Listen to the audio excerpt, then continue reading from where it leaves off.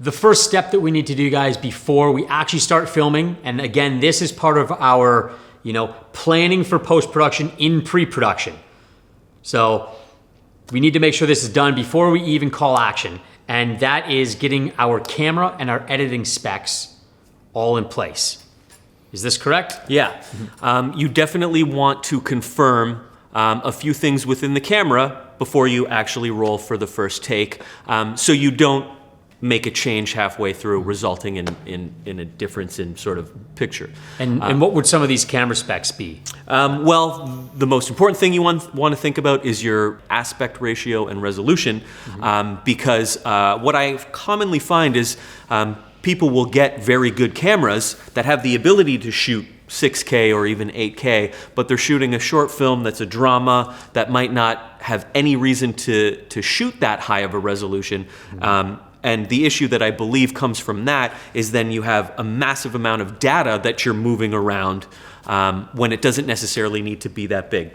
So part of picking that resolution at the beginning, you would factor in where it's going at the end. So if you have one big festival in mind, look at what their specs are for the delivery that they want and aim for that. If you are submitting to a festival that is happy with a 2K resolution, or maybe their max resolution is a 2K file, you don't need to shoot any bigger than that. So that's just something to think about.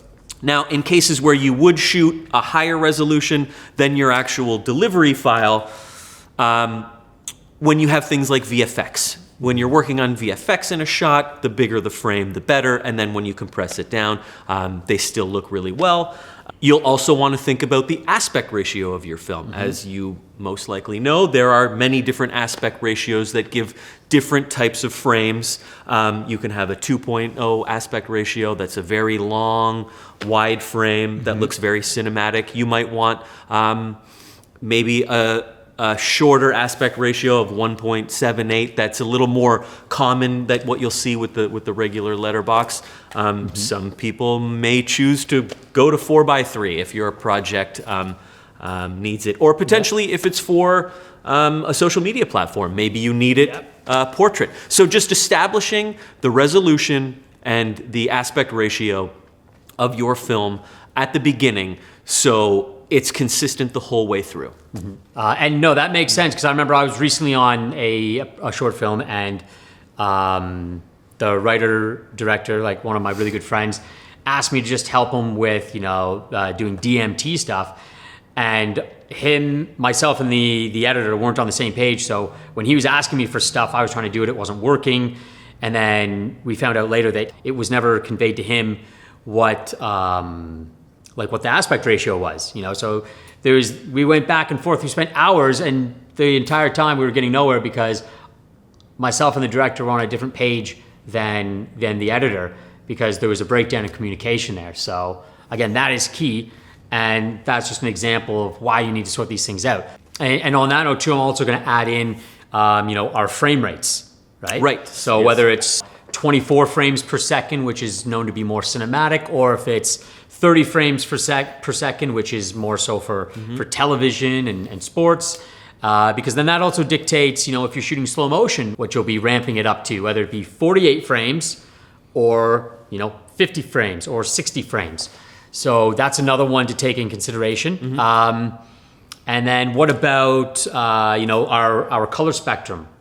I guess if you're shooting Sony, you want S-Log, Canon, C-Log, but whether you're shooting RAW or log footage, those are other things that need to go into the camera specs.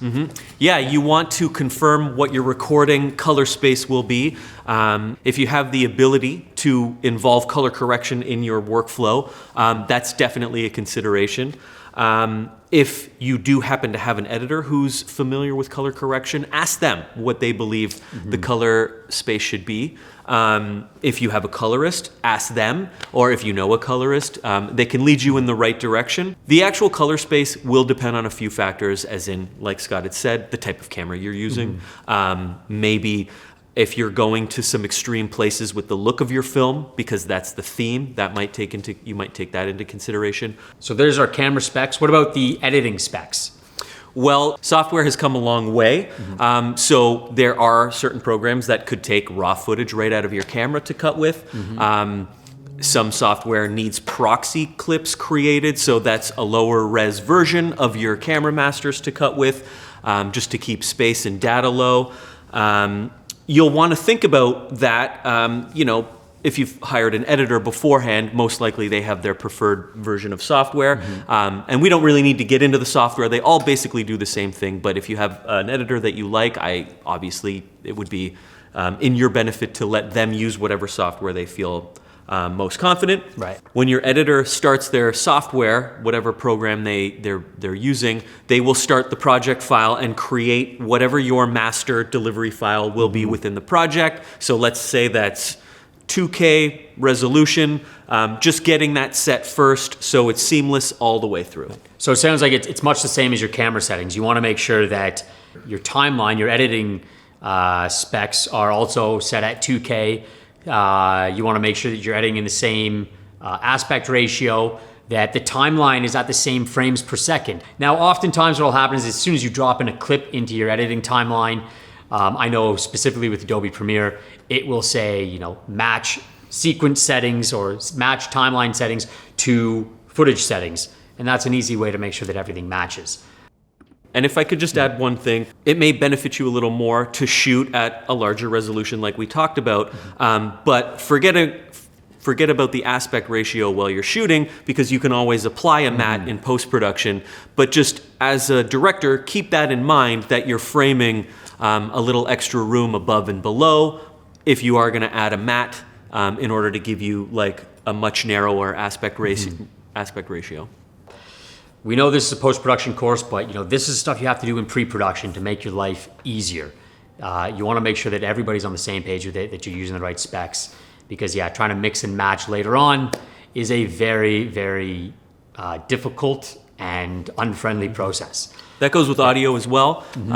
There are different specs you can record audio at. Just make sure whichever one you choose remains consistent.